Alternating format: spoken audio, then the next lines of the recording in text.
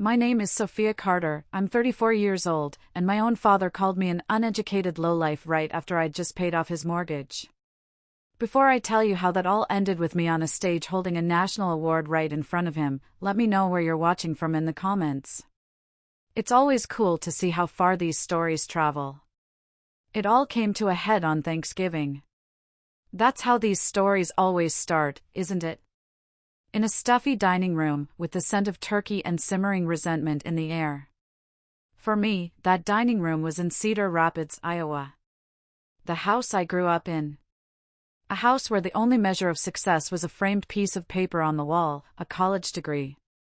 A piece of paper I never got. My whole life, my path was set for me by my parents, Robert and Helen. My brother, Michael, was the golden child. He followed the path. He got the business degree, then the master's. He was a success. I was different.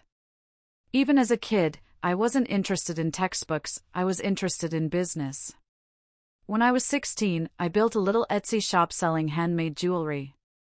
I remember running into the living room, my heart pounding, showing my dad the spreadsheet I'd made. My first $100 profit. He barely looked up from his newspaper. "That's a cute hobby, sweetheart," he said. "Now, how are those SAT prep books coming along?" An hour later, he was bragging on the phone to my uncle about Michael winning a debate club trophy. It felt like a tiny paper cut on my soul. A cut that never quite healed. The final break came in my junior year of college. I was studying marketing, bored out of my mind, while a business idea burned a hole in my brain. An e-commerce platform where women could see clothes on real, diverse body types, not just on size 0 models. It was called Style Match.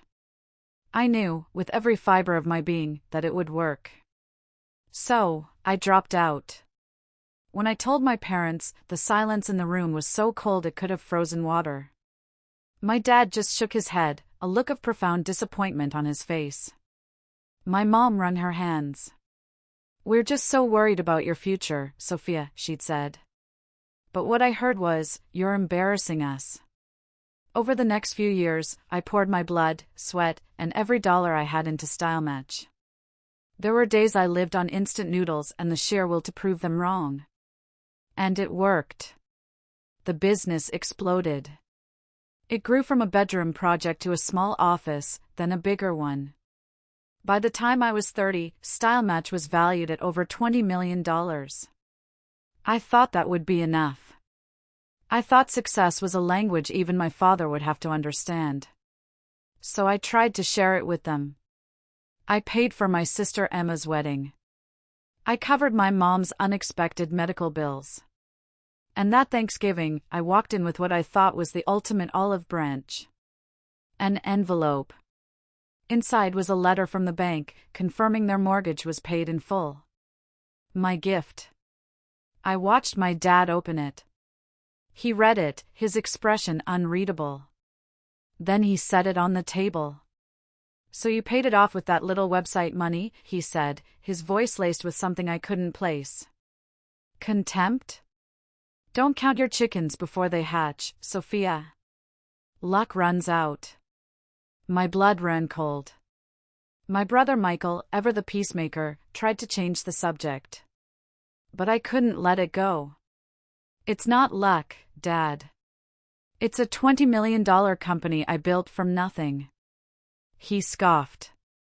Actually scoffed. "It's an internet thing. It's not the real world. You have no degree, no qualifications.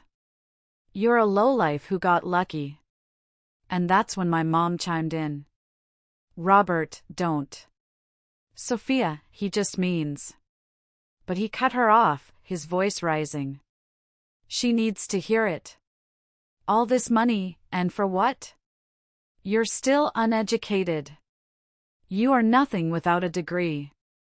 The words hung in the air, uglier than any curse. Something inside me didn't just break, it shattered and reformed into something hard and clear. I stood up. My hands weren't even shaking. "You're right," I said, my voice quiet but steady. I don't have a degree.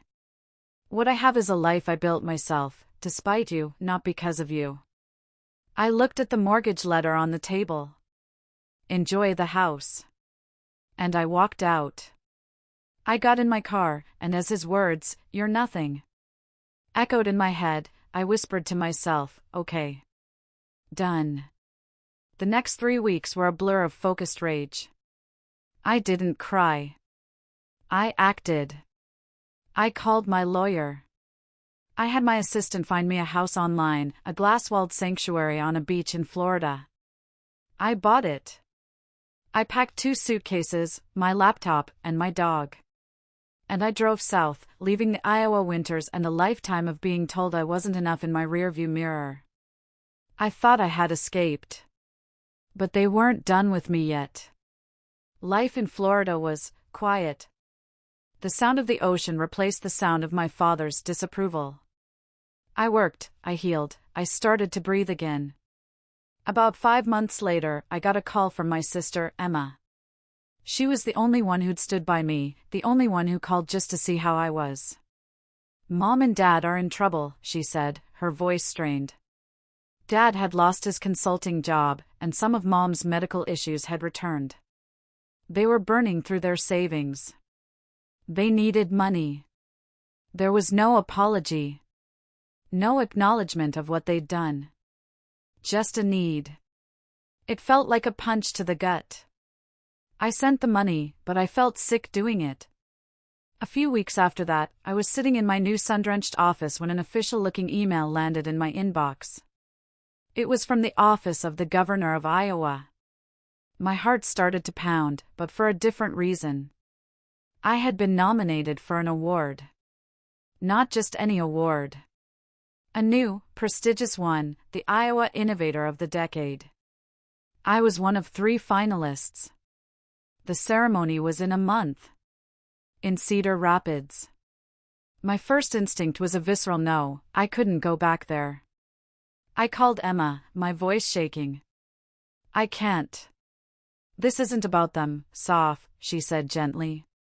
"This is about you. You earned this. Don't let them scare you away from your own success." I was still torn. I had a mentor, a brilliant tech journalist from Forbes named Evelyn Reed who I spoke with occasionally. I scheduled a call. I told her everything. She listened patiently. When I was done, she said, "Sophia, people like your father only have power over you if you give it to them. This isn't about confronting them. This is about you standing in your own light. Go and own your story." And just like that, I knew what I had to do. I booked the flight. The award ceremony was held in the ballroom of the fanciest hotel in town. It was a world away from my parents' stuffy dining room, but the air felt just as thick with expectation. I walked in, Emma by my side. And of course, they were there. My parents and Michael. They saw me and walked over, my father plastering on a smile that didn't reach his eyes.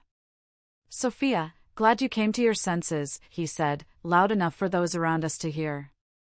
"Here to support your brother?" I was confused. "What about Michael?"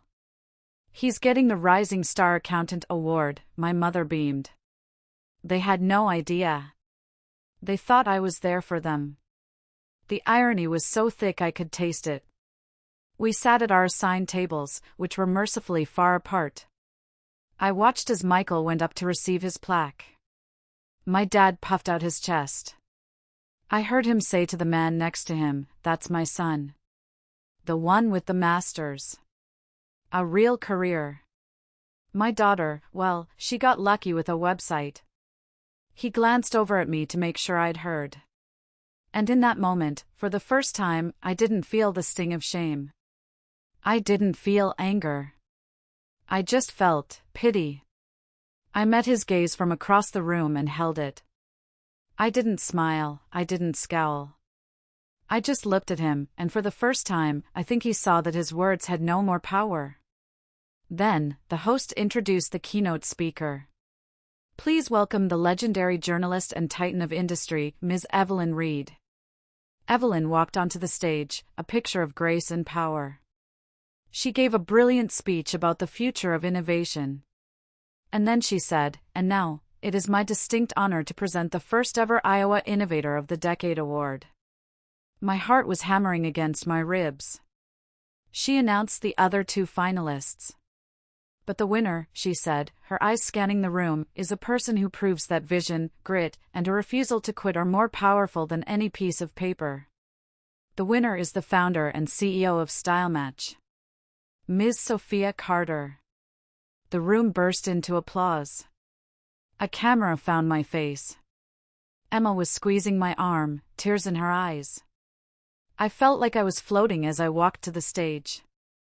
I shook Evelyn's hand and took the heavy glass award.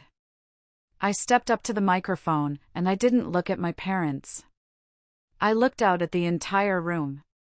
"Thank you," I said, my voice clear.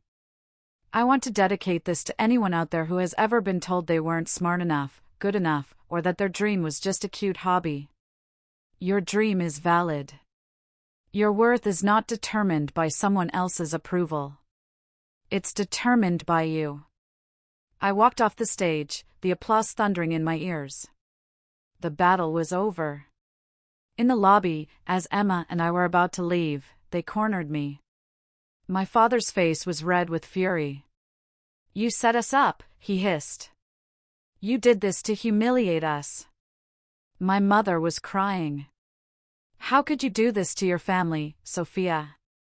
I looked at them, at their anger and their victimhood, and I felt nothing but a profound sense of closure. I held the award in my hand. It felt solid. Real. "No," I said, my voice calm. "I didn't do this to you. I did this for me. And that is the part you will never understand. Goodbye." And I turned, and with my sister by my side, I walked out into the cool night air and never looked back. The weeks after that were a whirlwind. My story got picked up by a few news outlets. I was flooded with emails and messages. But one stood out. It was from a young woman, right there in Cedar Rapids. She said my speech gave her the courage to defy her own family and launch the small business she'd always dreamed of. Reading her words, I realized my purpose wasn't about proving my parents wrong anymore. It was about helping people like her, people like the old me, prove themselves right. A few months later, I held the first meeting for my new nonprofit foundation, The Unconventional Founder, dedicated to funding and mentoring entrepreneurs who don't have traditional credentials. As I sat there, listening to a brilliant young woman pitch her idea with fire in her eyes, I felt a kind of peace I'd never known. This was success. Not the money, not the awards. This. Sometimes I wake up early and walk along the beach here in Florida, watching the sunrise paint the sky. For years, I thought success would finally earn me my family's approval. But standing here, I realized the truth. Losing their approval didn't break me. It set me free. It made room for the life I was actually meant to live, a life I built on my own terms. So that's my story. Thank you for listening to it all. I'd love to know, have you ever had to choose between someone else's approval and your own peace of mind? Let me know your story down in the comments. If this resonated with you, please give this video a like and consider subscribing for more stories. It really does help the channel out. Thanks again for being here.